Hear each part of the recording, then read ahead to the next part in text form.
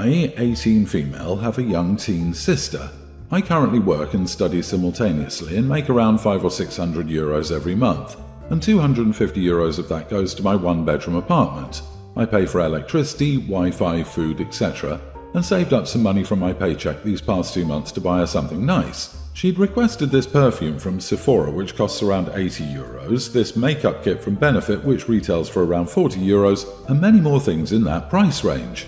The money I saved was in my bank account, but sadly I had a leak in my kitchen, and the entire room was basically flooded, which meant I had to pay for cleaning and installing a new pipe in the kitchen so the water wouldn't leak again, and I had to cut back on my budget.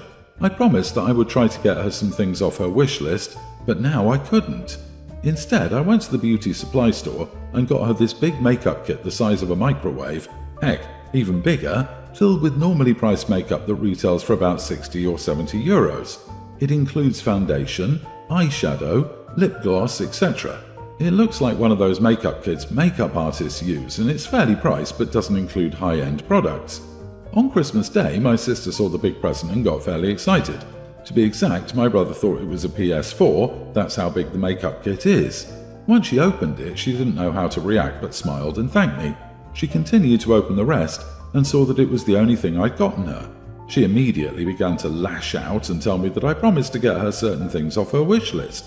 I tried to explain to her that I couldn't afford it due to my kitchen practically leaking, but she said I shouldn't have promised her anything she wanted if I couldn't go through with it. We haven't spoken since Christmas, and I have to see her on New Year. My mum said she hadn't touched my present and that since it was unopened I should take it back and save up more money to make it up to her, like treat her for something nice. She suggested either taking her to the amusement park in Denmark, since it's a short train ride, or taking her out for a shopping trip or something. But I genuinely don't even think that's going to make up for it, because you need money to do those things properly. I'm just upset because I got her something for a fair price and had to cut back on things for myself and my brother to make her happy. My parents refused Christmas presents from us, so I didn't spend on them. I don't know. I understand I promised her, but I just wasn't doing well financially, and I barely had the money for anything and thought she would like it, but she didn't. She hasn't spoken to me ever since, and it's messing with me. So, am I the idiot? Edit, my mom knows about the repairs, and I assume she told her. I didn't ask for anything for Christmas since I hate receiving gifts. You are not the idiot, your sister is. She knows that you've been having trouble financially, and she gets mad that you didn't get a makeup thingy or whatever. The thing is, I think that you're a great big sister because you still bought her something along the lines of what she asked. If my brother's had issues with money and so much as bought me a 20-cent candy bar, I'd love it. No, her sister is not the idiot either. She's a very young teen. If someone is going to be the idiot in this story, it has to be the parents. They haven't taught the youngest daughter that stuff happens in life, and her sister wasn't mean to her. She promised to try to get her what she wanted, and even if she did promise, there are higher priorities in life. You should make it up to her. That's laughably entitled, not just on your sister's part, but on your mother's. You had a literal emergency to take care of. Obviously, your funds would go toward that before anyone's Christmas presents. In your shoes, I would return it as demanded, keep the money for my own needs, and never buy another gift for someone so spoiled and ungrateful. You are the idiot for making a promise you couldn't keep. I understand that things happen, but you should always have emergency money aside and not use your only savings for presents. More importantly, you allowed your sister to think she was still getting those gifts and never bothered to explain what happened in your apartment. So, obviously, you set her up for disappointment. And I think you should do a little research to ensure that your landlord isn't responsible for your repairs. There are a lot of bad landlords out there. You might even be able to sue him for the repairs to your leak and also the previous repair. Finally, take 30 seconds to Google your situation before paying for more repairs to your apartment. Your landlord has been cheating you unless you own the flat, and you probably don't at age 18. My 39 female daughter, teen, has had a sensitive stomach ever since she was a kid. Certain foods will upset her stomach to the point where she cannot stop throwing up. We've seen countless doctors, but so far nobody's been able to give us a clear answer. The only advice we keep getting is to identify all trigger foods and cut them from her diet. We've had a pretty good idea of those foods: soda and other carbonated drinks, chips, Cheetos, and other similar processed snacks, anything oily or fried, and most sweets. Unfortunately, this is exactly the kind of stuff my daughter loves to eat the most, and as horrible as she feels after she has them, she still refuses to cut them out of her diet, which led to her spending a lot of time in the hospital during the past few years. When she was little, keeping all these foods away from her was easier because I simply wouldn't buy them, but now that she's older, I can't always be there to check what she eats. She eats the greasy pizza at her school's cafeteria, trades her lunch with her classmates, goes out with her friends and stops to eat at KFC and so on. And it always ends with her in the ER, crying and shaking because she can't stop throwing up. This was the case on this Christmas Eve when our whole family gathered at our place. And of course, among the many dishes at our Christmas table were some of her main trigger foods like chips, soda, chocolate and sweets. Now mind you, these were far from the only foods available to her. We also had a variety of home-cooked traditional dishes on the table, with ingredients that didn't upset her stomach, like vegetables, meat, dairy, etc. They're delicious and well-seasoned. My daughter says she likes most of these dishes. Despite this, my daughter chose to eat nothing but her trigger foods. I reminded her they'd make her feel awful, but she said she didn't care because Christmas is only once a year and she just wants to live a little. Well, this ended with her violently throwing up in the ER a few hours later. She had to be hospitalized for a few days and only just got out of the hospital a few hours ago. And unlike all the previous time when something like this happened, this time I chose to spend my Christmas relaxing at home with the rest of our family and not in the hospital by my daughter's side. I kept in touch with her through calls and texts and told her that if she needed anything, I'd ask a family member to bring it to her. But I made it clear that I would not be visiting her during her stay. And well, my daughter didn't take this too well. She cried every time we talked on the phone, begged me to come over, told me how horrible I was for abandoning her there all alone, and so on. Most of our family didn't take my side in this either, and during the past few days I got called everything from a little extreme to downright cruel and heartless. Am I the idiot? Not the idiot. It sounds pretty serious. If my diabetic baby cousins can handle not eating candy and sodas, your daughter should be able to. She knew the consequences. Yes, it sucks. No, that doesn't mean you should have to endure the consequences too. And no, not everybody should have to suffer by hiding all her trigger foods. You are the idiot. I could see not spending all of Christmas Day with her, but not visiting her the entire time she was in the hospital. She's a child. It's pretty cruel to leave her in the hospital without a parent, regardless of the reason. She's clearly struggling with her illness. Why haven't you gotten her a counselor? Disagree. She knew exactly what she was doing. She knew she would end up in the hospital, and she knew she'd end up ruining everybody else's holidays. At her age, she should be well aware of the way her actions affect others, including her parents, and she clearly either doesn't see this or worse, knows and doesn't care and wants everyone to share in her misery. I think what you did falls under tough love. You gave her a much-needed wake-up call. Hopefully she'll understand she can't keep doing this to herself and expect Mommy to be okay with it, and she'll learn to be more careful with her diet, for her own sake and for other people's. And as other people say, please consider sending her to therapy. I, 27 female, have been married to my husband, 27, for 5 years, together for 6 years. We met in college when we were 21 and dated for 8 months before he asked me to marry him, and I said yes. 4 months later, we were married on our 1-year dating anniversary. I've never met his parents. For the first 6 months of our relationship, he would talk about them all the time, how they were great parents, how I was going to love them, they were going to love me, and all of that. And then, all of a sudden, he told me he wasn't on speaking terms with them anymore. I was very confused at the time and tried to get him to talk about it, but no such luck. He just told me they had a fight, it wasn't something he could forgive, and that was that. I met most of his family at the wedding or during the preparations for it. I truly adore them. We were spending Christmas with his paternal grandparents. His parents were with his mother's parents, I think, when his cousin accidentally let slip why my husband fought with his parents. He told them he wanted to marry me. They accused me of being a gold digger, with more polite wording. My husband has confirmed this. My husband's family does have a lot of money, the generational kind of wealth, and we did the whole meeting, getting engaged, getting married quite quickly, to be fair to his parents. But the thing is, my family has more money than his family, and hubby knew it too. I would be a less than stellar gold digger if that was my intent. So, upon learning what happened, I thought it was amusing. Never in my life have I been accused of trying to social climb, lol. Maybe if I'd known at the time, I would have been offended. But today, I just find it funny.